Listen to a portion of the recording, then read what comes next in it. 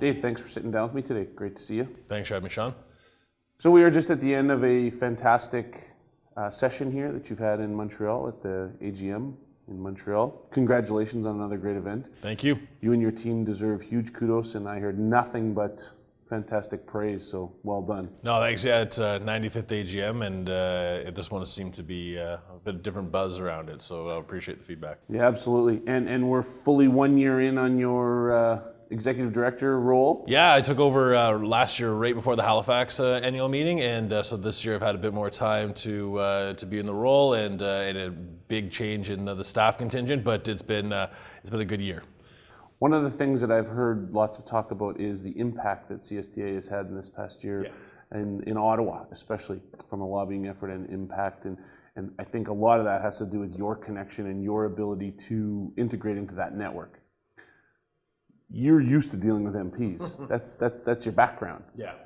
What do you miss about that piece of direct, and how has it helped you to do your current job? Well, thanks for the question. Yeah, it's that was my background right out of university. I was working for members of parliament, and I think what you missed about is you really were part of that decision-making process. You're part of that sort of machinery of government that having a poli-sci degree doesn't prepare you for.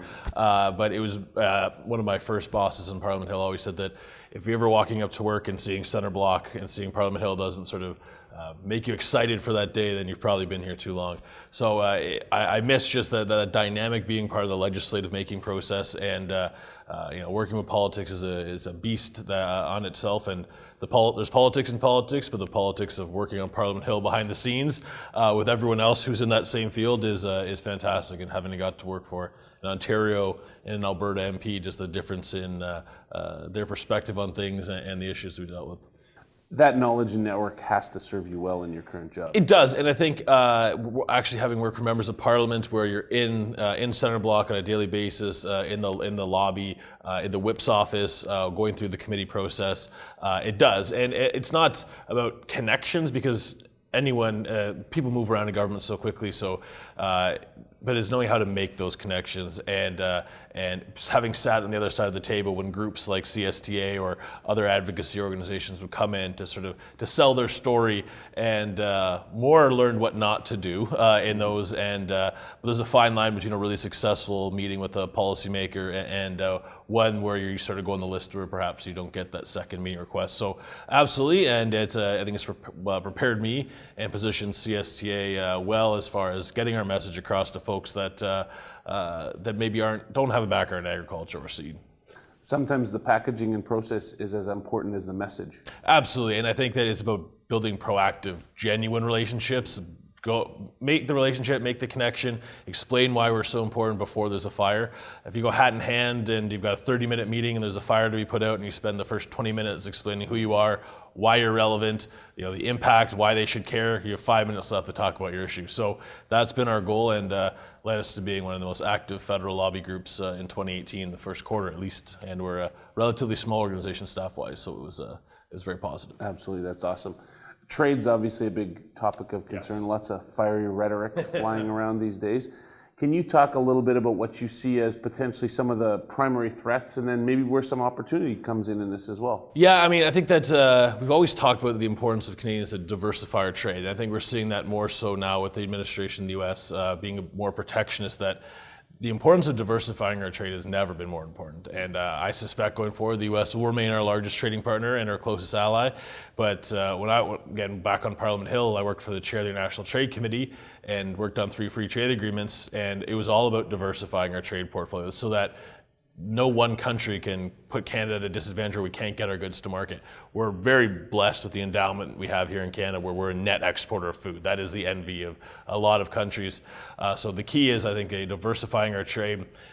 Again, we really need to get the CPTPP, the updated Trans-Pacific Partnership, through our parliamentary process, be an early adopter, be an early ratifier. I know Japan has just signaled that they're going through their own process.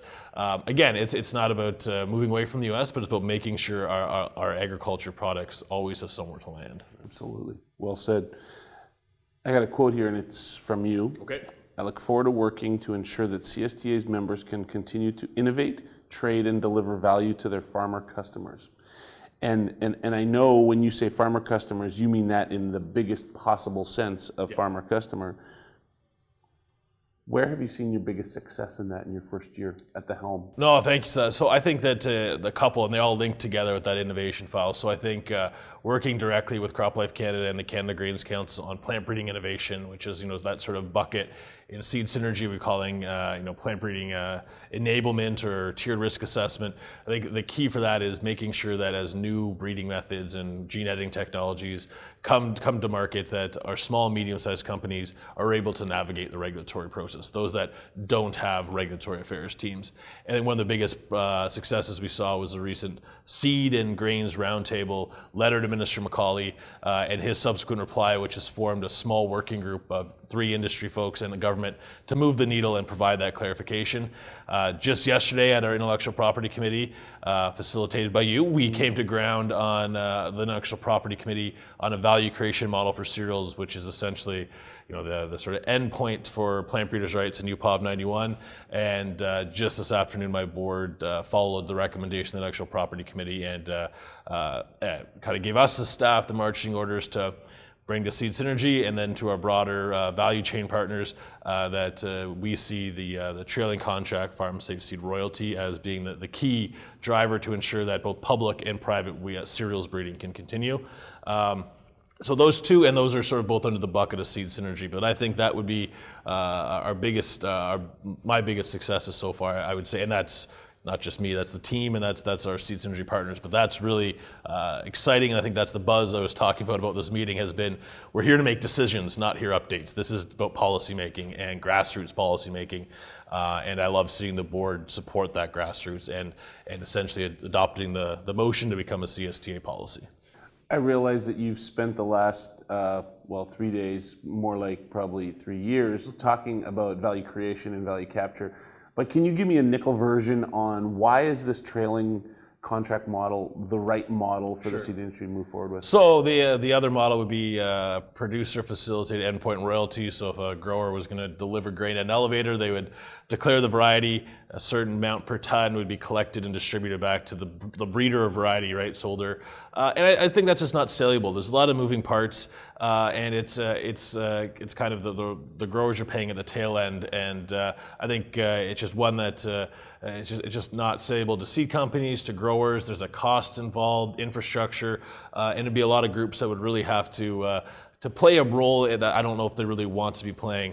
The trailing contract royalty that enabled through intellectual the information technology and IMIT systems would essentially allow a seed company to sell to a grower. That grower would plant the seed, and if they chose to sort of replant that seed again, all through an electronic interface of some sort, they would be in agreement on a royalty collection, and they would pay a trailing contract on that. And what it does, this is not about seed companies necessarily getting increased investment. This is about plant breeders. So those plant breeders will be at Agriculture and Agri-Food Canada and the Crop Development Center at the University of Saskatchewan. Small, medium-sized companies, plant breeders, and we're not going to see a larger commitment from the government to long-term cereals breeding.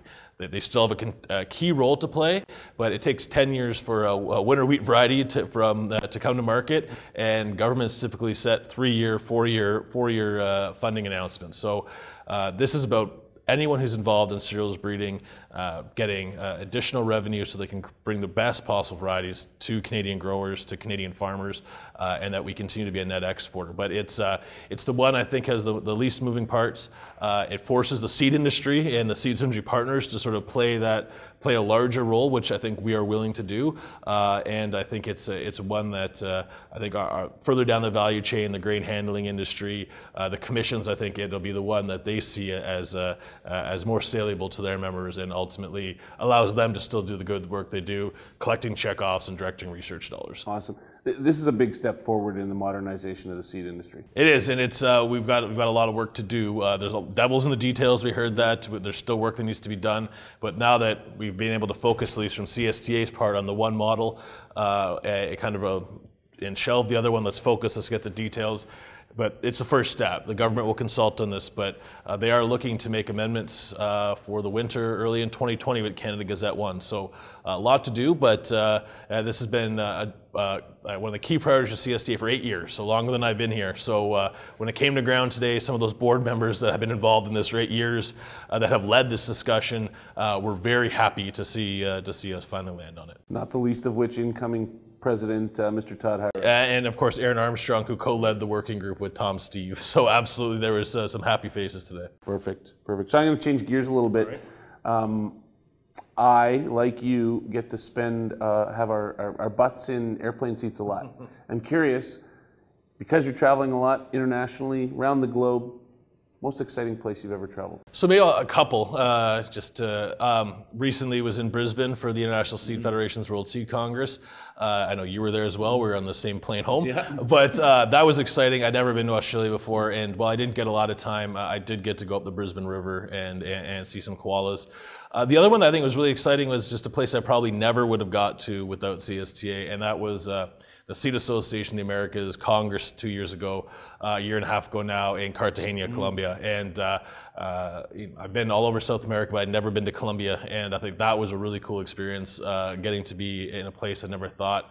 But the other one, I'll just say that, again, the CSTA, and I think we heard it from board members too, is just getting to see our country, getting across the country, coast to coast, to small rural towns, visiting members, to CST AGMs on the East Coast, the West Coast. That's been great. I think that there's amazing things to see in Canada that sometimes we don't. And I always remember back to when my wife was graduating university, Rick Mercer was the keynote, and he said, before you go backpacking, before you head to Europe, see your own country, because it's an incredible country, it's diverse, and what's great about being in agriculture is you get out to some of those places that are far away from an airport or a train station, but you get out there, and really for me, it really reinvigorates what we do every day in Ottawa, advocating for agriculture when you're out in rural Saskatchewan, rural Manitoba on behalf of your members. So getting to see Canada, I think, is even more exciting than all the global destinations that we do end up at. Nice. Well, we'll make sure to get you into Winnipeg in January. It's the best. I've been there a few times. Dave, thanks for the chat. I appreciate it. Thanks, Shawn. Appreciate it.